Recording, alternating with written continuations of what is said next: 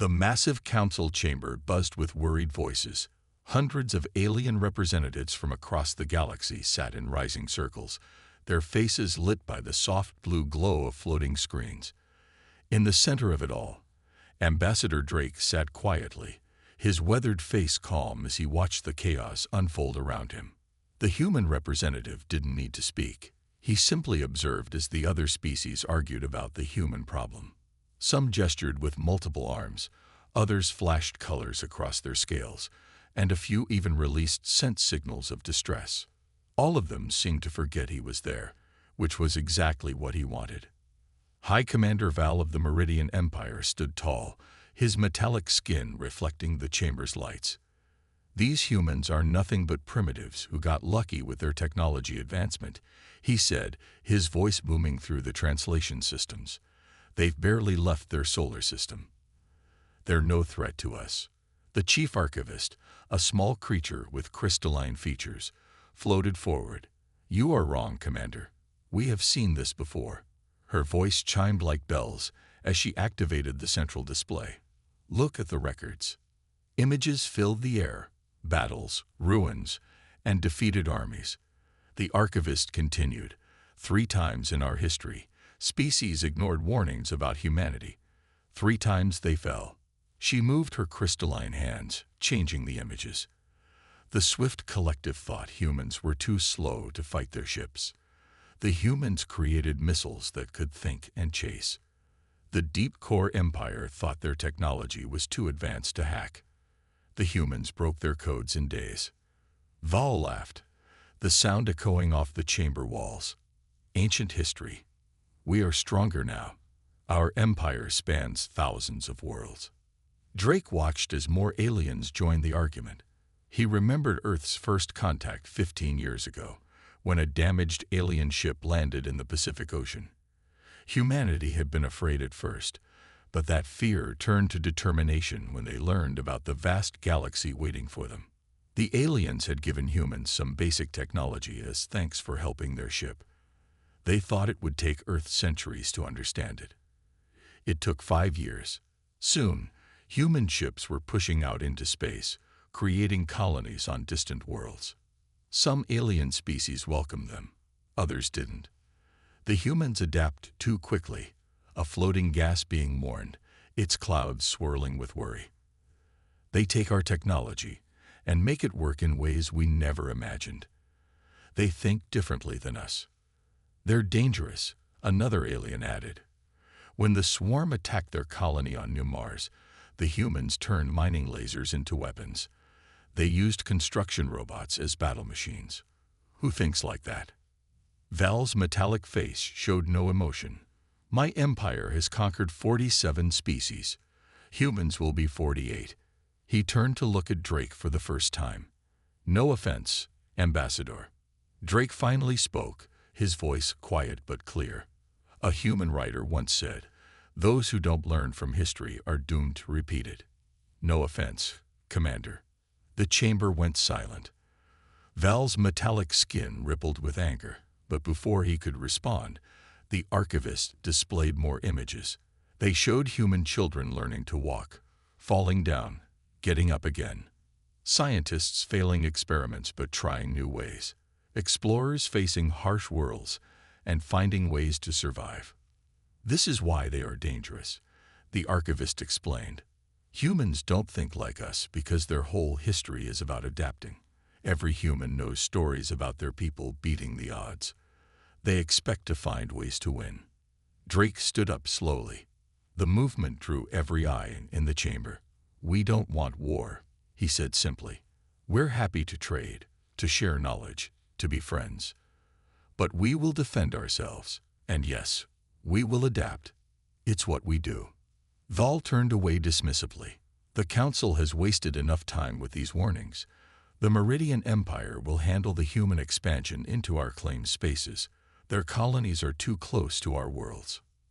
As the council session ended, Drake caught the archivist's crystalline eye. She blinked her light-filled eyes at him in what he had learned was sympathy. They both knew what was coming. The Meridian Empire would attack, believing their superior numbers and technology would guarantee victory. and humanity would do what it had always done when faced with a stronger enemy. They would observe, they would learn, they would adapt, and they would survive. The Meridian warships appeared like silver needles against the black of space. Their fleet dropped out of faster-than-light travel near the human colony of New Hope, expecting an easy victory. High Commander Val watched from his command ship, already planning how he would announce his triumph to the Galactic Council. "Scan for defenses," Val ordered, his metallic skin gleaming under the bridge lights. The crew worked quickly, their four-fingered hands moving across glowing panels. "Sir, we detect only basic shield technology and some orbital platforms," one officer reported. "Their weapons are primitive mining lasers, modified for defense." Val smiled. "Just as expected. Begin the attack. Show them what real military technology can do."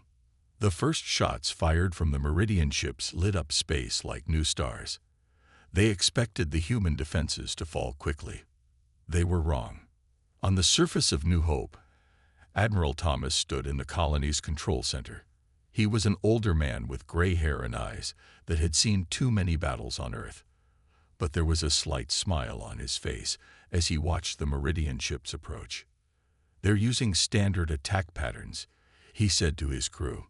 "Just like the archives showed. Start the mining drones." Hundreds of small robots, usually used to dig precious metals from asteroids, rose from the colony's surface. The Meridians barely noticed them, focusing their fire on the orbital platforms instead. "Sir, the humans are sending mining equipment against us," a Meridian officer reported with amusement.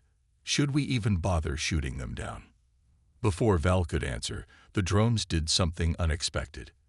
They didn't fire weapons. They didn't have any. Instead, they attached themselves to the Meridian ships' hulls. Their drilling lasers, designed to cut through solid rock, began burning through the warship's armor. "Impossible," Val shouted as damage reports flooded in. "Their technology is too primitive to hurt us." But the drones were just the beginning. The orbital platforms, which the Meridians thought were badly aimed, had actually been herding the attacking ships into position. Now they fired together, their modified mining lasers hitting the exact spots the drones had weakened. 3 Meridian ships exploded in quick succession. The others tried to regroup, but they had gotten too close to each other, following standard attack formations that humans had studied and planned for. Admiral Thomas pressed a button on his console, launched the miners. Huge mining ships lifted off from New Hope's surface. They were ugly, practical vessels, built to break up asteroids and process ore. The Meridians laughed when they saw them approaching. Their laughter stopped when the miners released clouds of metallic dust into space. Dust that their energy shields couldn't block because it was too small and slow-moving. The dust got into engine ports and weapon barrels. It built up on sensor arrays and communication dishes. Ships began losing power, their systems clogged and failing. "Retreat," Val ordered, his metallic face rippling with fury. "Back to faster than light. We need reinforcements." But the humans had one more surprise. As the Meridian ships turned to flee, they discovered that the orbital platforms had been quietly laying mines, real explosive devices, not mining equipment this time. In their rush to escape, 5 more ships hit the mines and were destroyed. When it was over, more than half of Val's fleet was either destroyed or badly damaged. The humans had won without using a single proper warship or military weapon. In the colony's control center, Admiral Thomas sent a message to Earth. First attack repelled. The mining equipment worked exactly as planned. They never saw it coming. He looked at the screens showing the retreating Meridian ships. "They'll be back," he said to his crew, "with more ships and new tactics. But now we have some of their technology to study." He pointed to the crippled Meridian vessels that had been caught in the metal dust clouds. "Let's see what we can learn from them before their friends return." As salvage crews headed out to examine the damaged alien ships, Thomas thought about what the Galactic Council had said about humans. Yes, they would adapt. They would learn. And next time, they would be even better prepared. The real war was just beginning. High Commander Val stood before the holographic display, watching recordings of his fleet's defeat at New Hope Colony. His metallic skin had lost its shine, darkened by the shame of failure.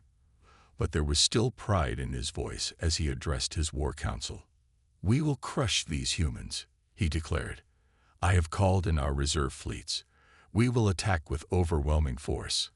His officers nodded in agreement, none daring to mention how their simple subjugation mission had turned into a full-scale war.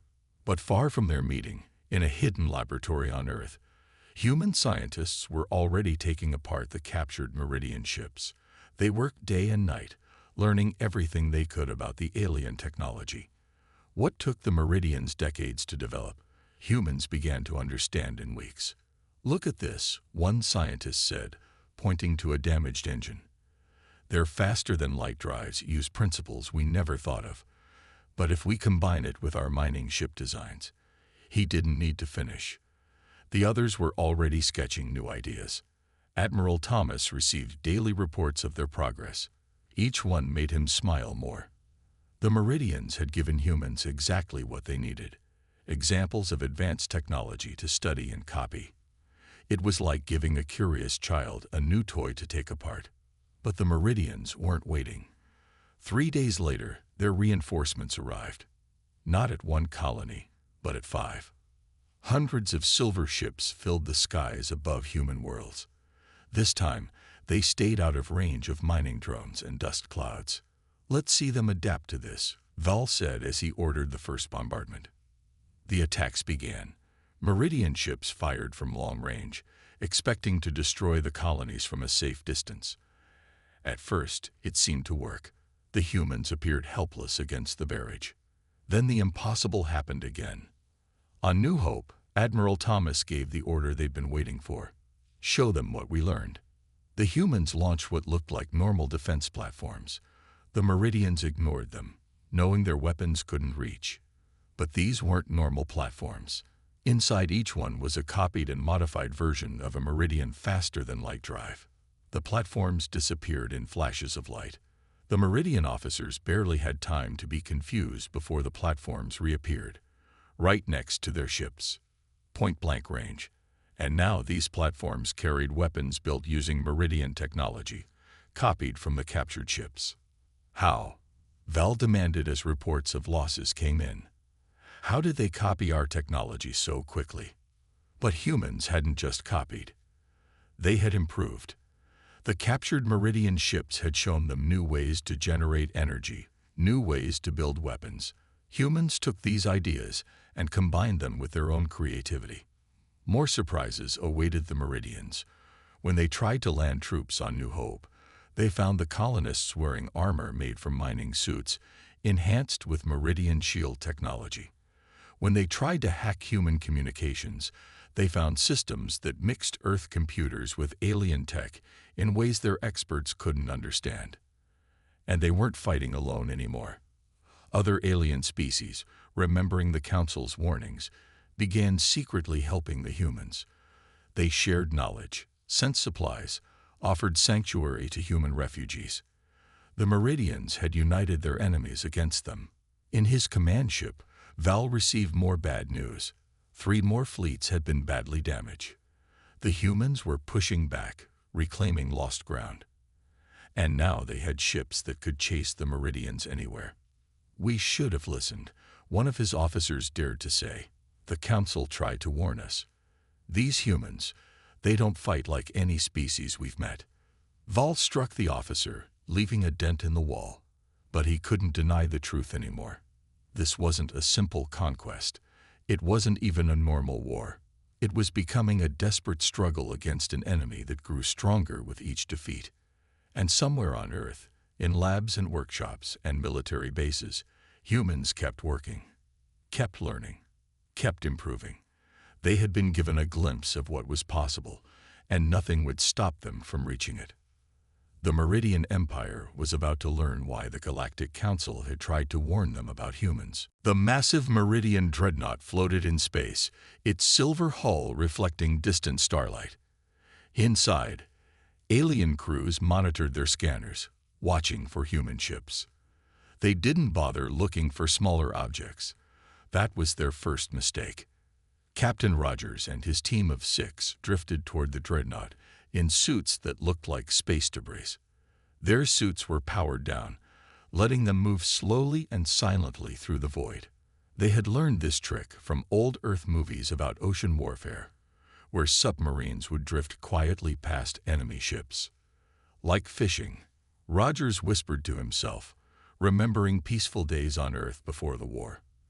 But now he was the fish, swimming toward a much bigger predator. The Meridian ship's automatic cleaning systems picked up Rogers and his team, just as planned. The dreadnought's robots pulled them in along with real space debris, taking them straight through the ship's shields.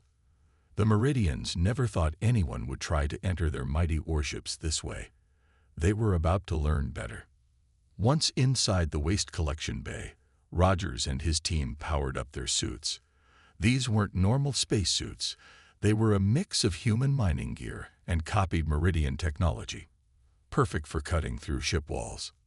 Remember, Rogers said to his team through their secret communication system, "We only need to reach the engine room," just like we practiced. The human team moved through maintenance tunnels that the tall Meridians never used. They planted small devices as they went. Not bombs, but simple signal jammers made from modified mining sensors. One by one, the jammers activated, creating a wave of small system failures throughout the ship. The Meridians didn't panic at first.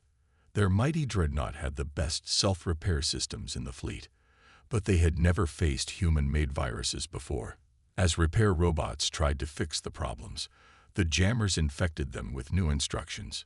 In the engine room, Meridian engineers argued about the spreading malfunctions. They never saw Rogers and his team enter through a maintenance hatch. The humans moved fast, using stunners built from modified mining tools. Within minutes, the engine room was secure. "Begin Phase 2, Rogers ordered. His team connected their suit computers to the ship's systems. They didn't try to hack the alien computers. Instead, they let the infected repair robots do it for them. All across the dreadnought, doors started closing. Security systems turned on their own crews. The Meridians found themselves trapped in their own ship. High Commander Val received the news with disbelief. "What do you mean we lost contact with the dreadnought? It's our strongest ship." But it got worse. The dreadnought's weapons turned on the rest of the Meridian fleet, not firing to destroy. The humans needed the ships intact, but firing precisely to disable engines and weapons. The Meridians didn't understand. This wasn't how warfare worked. Weapons were supposed to destroy, not disable. That's when the second wave of human ships appeared. They had been hiding behind the dreadnought's massive signal, waiting. These weren't warships either. They were repair ships built to fix damaged space stations. But now they latched onto the disabled Meridian vessels like doctors approaching wounded patients. "Stop them," Val ordered. "They're stealing our ships." But the repair ships weren't stealing. They were transforming. Using technology learned from captured ships, they began changing the Meridian vessels from the outside. Weapons were modified. Engines were altered. The ships were being turned into something new, something that was neither human nor Meridian. Rogers watched from his captured dreadnought as the repair ships worked. His team had practiced this mission 100 times in simulators, but the reality was even better. They had just captured 20 ships without destroying any of them. "Send word to Admiral Thomas," he said. "Operation Fisherman is complete. We're bringing him some new toys to play with." The Meridian officers who survived the capture were stunned. They had lost their most powerful ships not to superior weapons or overwhelming force, but to maintenance robots and repair crews. Their mighty dreadnought had been defeated by humans who snuck in with the trash. As Rogers' team began studying their captured ships, he smiled. The Meridians still didn't understand. Humans had spent centuries telling stories about beating stronger enemies through cleverness. Now they were writing new stories among the stars. High Commander Val's office no longer shone with metallic pride. The walls were dull, matching his darkened skin, as he read reports of more defeats. His empire was coming apart, not from the outside, but from within.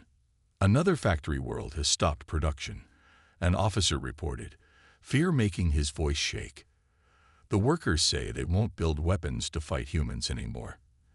They've seen too many ships not return. Val smashed his desk, leaving deep dents in the metal. The humans weren't just winning battles now. They were winning hearts. Every defeat, every captured ship, every story of human cleverness spread through the Empire like a virus. On the edges of Meridian space, ships began disappearing. Not destroyed, but deserting. Entire crews chose to run rather than face the humans. They had heard about the battle at New Hope, about the captured dreadnought, about countless other defeats. Admiral Thomas stood on the bridge of his new flagship, a captured Meridian cruiser rebuilt with human innovations. The ship's corridors were wider now, rebuilt to fit human crews. Meridian technology mixed with human designs in ways that made the ship stronger than it had ever been. Status report, he ordered, looking at the star map showing their progress. Human forces pushed deeper into Meridian space each day, but they weren't destroying worlds or taking slaves like the Meridians had expected. Instead, they were offering peace to any world that chose to break away from the Empire. "Sir," his communications officer called out, "we're receiving more requests for protection. 3 more Meridian worlds want to join the Human Defense Alliance." The alliance had started small, just humans, and a few friendly alien species, but now it grew with each victory. Worlds that had lived under Meridian control for generations saw a chance for freedom. They looked at how humans treated their allies and wanted the same chance. Back in his command center, Val received worse news. The Meridian Council of Nobles demanded answers. How had he lost half the Empire's fleet? Why were subject worlds revolting? How had he failed so badly against primitive humans? They adapt too quickly, he tried to explain. We capture their ships, they capture ours and make them better. We change tactics, they change faster. They keep doing things that make no sense until it's too late, and we realize they had a plan all along. But the Council didn't want excuses. They had started this war expecting an easy victory and new worlds to rule. Instead, they were losing worlds they had controlled for centuries. On a peaceful human colony world, a group of alien refugees watched their children play with human kids. They had come here expecting harsh treatment. They were Meridians after all. But humans had surprised them, offering shelter and friendship instead of revenge. "Why do you help us?" one refugee asked a human teacher. "We were your enemies." The teacher smiled, watching the children play together. "On Earth, we learned that yesterday's enemies can be tomorrow's friends. We just have to give peace a chance." Word of this kindness spread. More Meridian ships deserted. More worlds asked for human protection. The mighty empire that had ruled through fear for so long discovered that fear had limits. Hope was stronger. Admiral Thomas received a priority message from Earth. The human defense fleet would push toward the Meridian core worlds, not to destroy them, but to force the Empire to face a simple truth. They had lost not just battles, but the very reason for fighting. Vault stood in his dark office, watching recordings from the early days of the war. He had been so confident then, so sure of victory. The Galactic Council's warnings echoed in his mind. They had tried to tell him about human determination, about their ability to adapt and improve. "Send word to all commands," he said quietly to his remaining officers. "Pull back to defend the core worlds. We can't stop them from taking the outer systems anymore." The mighty Meridian Empire was breaking. Not from the humans' weapons or tactics, but from something far more powerful, the hope they offered to everyone they met. The war wasn't over, but its end was beginning to take shape, and it looked nothing like what anyone had expected. The Meridian home system blazed with the light of 1,000 ships. Every remaining vessel in the Empire gathered for one final battle. High Commander Val had called them all. Every warship, every carrier, every fighter. The entire fleet formed a wall of silver metal against the darkness of space. "Let them come," Val said, his metallic skin almost black with stress. "Let them see what happens when they push us too far." But his words held more desperation than confidence now. The human fleet appeared at the edge of the system. Their ships were strange to Meridian eyes. Some were captured and modified Meridian vessels. Others were human-built ships using alien technology. Every single one represented a lesson learned from battle, a piece of knowledge taken and improved upon. Admiral Thomas stood on his bridge, looking at the massive Meridian fleet. Captain Rogers had joined him for this final push, their ships working together just as they had planned. "They're desperate," Rogers said, watching the enemy formation. "Look at how tightly they're packed. They're scared." Thomas nodded. "Scared ships make mistakes." Begin Operation Firefly. Small objects launched from the human ships, thousands of them, too many to count. The Meridians prepared for an attack, but these weren't weapons. They were lights, simple, bright lights that filled space like stars. "They've gone mad," Val said, watching the lights spread. "They think they can blind our sensors with cheap tricks." He ordered his ships to fire, but the lights moved in patterns that made targeting impossible. That's when the humans revealed their true plan. Hidden among the lights were special devices that Rogers' team had created. They contained something the Meridians had never thought to defend against: sound waves. In space, sound couldn't travel normally. But these devices attached to ship hulls, sending vibrations through the metal. The Meridians had never developed protection against this because they thought it was impossible. But humans remembered old Earth wars, where sound had been used to confuse and disorient. The vibrations disrupted Meridian shields, scrambled their targeting systems, and caused chaos in their tight formation. Ships began bumping into each other, their crews struggling to maintain control. "Now," Thomas ordered, "show them everything we've learned." Human ships attacked from all sides. They moved in ways Meridian ships couldn't, combining alien speed with human maneuverability. Their weapons were strange hybrids: Meridian energy beams modified with human targeting systems, mining lasers enhanced with alien power sources. The Meridian wall of ships began to break. Some captains tried to maintain formation. Others panicked and tried to run. The tight grouping that had looked so powerful now became a trap, ships unable to move without hitting each other. Val watched in horror as his fleet fell apart. "Fight back," he screamed. "We are the Meridian Empire. We cannot lose to primitives." But his crews weren't just fighting humans anymore. They were fighting every lesson humans had learned, every piece of technology they had improved, every tactic they had developed. Each human ship carried the knowledge gained from a dozen battles. Rogers led a group of fast attack ships through the chaos. They didn't try to destroy the Meridian vessels. Instead, they disabled engines, weapons, and control systems. The humans wanted to capture these ships, not destroy them. Even now, they were thinking about the future. "Your fleet is finished," Thomas transmitted to the Meridian command ship. "You can surrender and save your crews, or keep fighting and lose everything. Choose quickly." Val looked at his tactical display.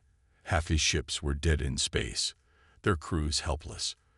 Others were surrendering, their captains choosing survival over a hopeless fight. The mighty wall of ships had crumbled into scattered groups of confused, frightened vessels. The war had come full circle. Just as it had started with the humans using clever tactics to defeat a stronger enemy at New Hope Colony, it would end the same way here, at the heart of the Meridian Empire. Val stared at the surrender message for a long moment. Around him, his mighty fleet was being taken apart by an enemy that had started with nothing but determination and creativity. The Galactic Council's warning echoed in his mind one final time. They had warned him about humans. He hadn't listened. And now, as he reached for the surrender control, he finally understood why. The Galactic Council chamber looked different now. Where there had once been fear and argument, now there was quiet attention. Every representative watched as Ambassador Drake walked to the center of the room, his steps calm and measured just as they had been at the start of the war. The Meridian Empire's new representative sat where High Commander Val had once stood. Val himself was under arrest on his homeworld, charged with leading the Empire to disaster. The new representative's metallic skin shone with a humbler light. "The human fleet sits in our home system," the Meridian said, his voice carrying none of Val's old pride. "They could destroy our worlds. Instead, they offer peace. We would be fools to refuse again." Drake smiled slightly. The peace terms were simple. The Meridian Empire would free its subject worlds, reduce its military, and join the new alliance of free worlds that humans had helped create. In return, they would keep their core worlds and receive help rebuilding. "We remember Earth's history," Drake explained to the Council. "After our great wars, the winners learned that helping the losers rebuild led to lasting peace. Punishing them only led to more war." The chief archivist floated forward, her crystalline form catching the light. "You could have taken their empire," she said. "You could have ruled it better than they did. Why didn't you?" "Because that's not what we wanted," Drake replied. "Humans don't want to rule others. We just want to explore, to learn, to grow, and to help others do the same." Around the chamber, representatives from former Meridian worlds nodded in agreement. Many of them had joined the alliance, finding that cooperation with humans brought more benefits than submission to the Empire ever had. On the screens above, images showed the changes already happening.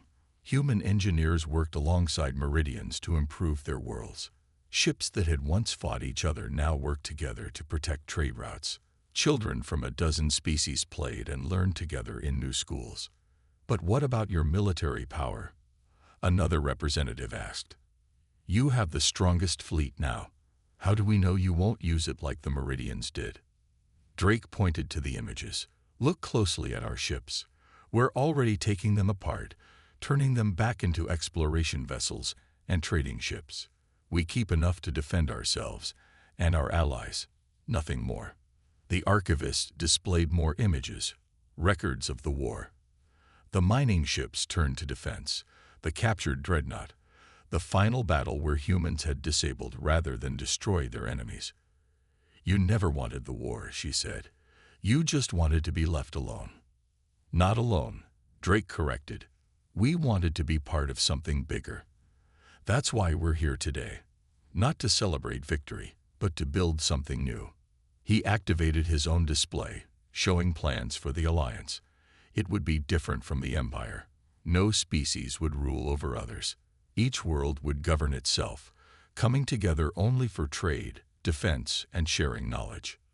"The Meridians taught us about faster-than-light travel," Drake continued.